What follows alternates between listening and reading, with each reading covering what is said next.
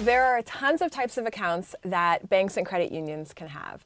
These accounts can be broken down into 5 main categories. In these categories includes checking accounts, savings accounts, interest-bearing checking accounts, money market accounts, and certificate of deposit accounts. Most banks will offer you these accounts, so it'll be up to you to determine which one fits your financial needs at the time. Absolutely. So first we'll talk about savings accounts. As the name implies, the goal of savings accounts is to entice you to save your money.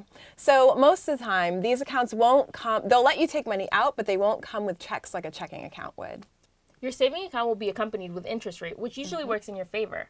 I think that my savings account actually earns 1%, which is not that much, but it's actually something. Right, because they can get a lot lower, right? Yeah, interest rates on savings accounts will vary, some as low as 0.1%. And let's just freeze there and pause and make a note that 1% and 0.1% can make a huge difference. Huge difference. Actually, the difference between $1 and a penny. Right, right. So please be sure that you're paying attention to that savings interest rate. So do your research when you're looking for a savings account and make sure you pick the one that has the highest one. Checking accounts. Checking accounts are similar to savings accounts, except they don't have, well, most of them don't have an interest rate. Some of them actually do. But the goal of checking accounts usually isn't to save money. A lot of people use them to stash the money that they'll then use for shopping, expenses, bills, things like that. So immediate needs.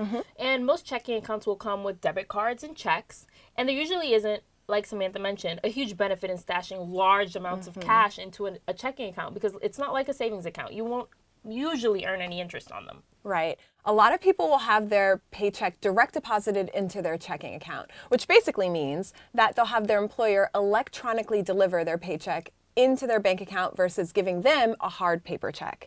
Having direct deposit is a huge convenience for a lot of people. Yeah, and then from there, they can basically take those funds that have been deposited and use them for their everyday expenses. And some people may also choose to move that money into a savings account and earn a little bit of extra interest on it. And a fun fact is that actually 96% of Americans are paid through direct deposits. That's damn near everyone. Wow, that's a lot. The third type of an account is an interest-bearing checking account. These accounts are similar to savings in that they have interest. So they're great if you want to store large sums of cash and make a little interest on it. But just note that these do come at a higher cost than regular checking accounts. Yeah, and the amount of interest offered on these accounts usually depends on the amount of money you have in these accounts at any given time. So they usually require a higher balance, sometimes anywhere upwards of $10,000. You'll usually get a higher interest rate with a higher amount in the account. And these accounts will also usually charge you a monthly service fee if the amount in the account drops below whatever that minimum balance is. The next account we're going to talk about is money market deposit accounts. Basically, the money you put into these accounts gets invested into short-term debt instruments like certificates of deposits, treasury bills, and commercial paper. And these accounts usually earn a higher interest rate because they usually also require a higher minimum balance. And with certificate of deposit accounts, you'll usually put a set amount of money for a set amount of time, anywhere between 3 months to 6 years. And when you decide how much money you want to put in the account and for how long you want to leave it in there, that money will be almost completely inaccessible to you, and thus allowing you to earn a higher interest rate at that time. Right, and for a lot of CDs, the amount of interest that you get will rise with the amount of duration. So the longer you keep your money in there, the more you're gonna get. Pretty much.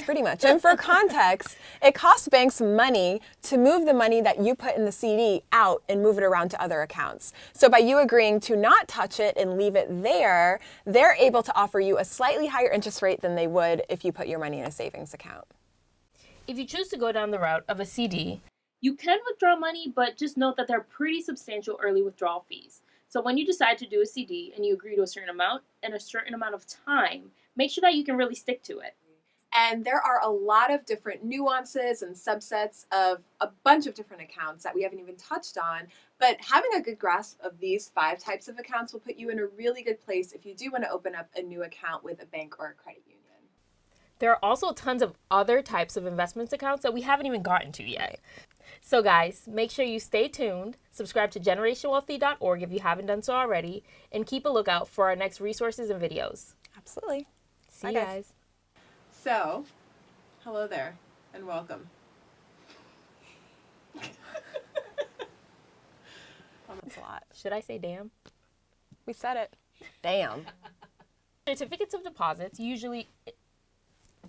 I know, girl. I was just there. I was just there.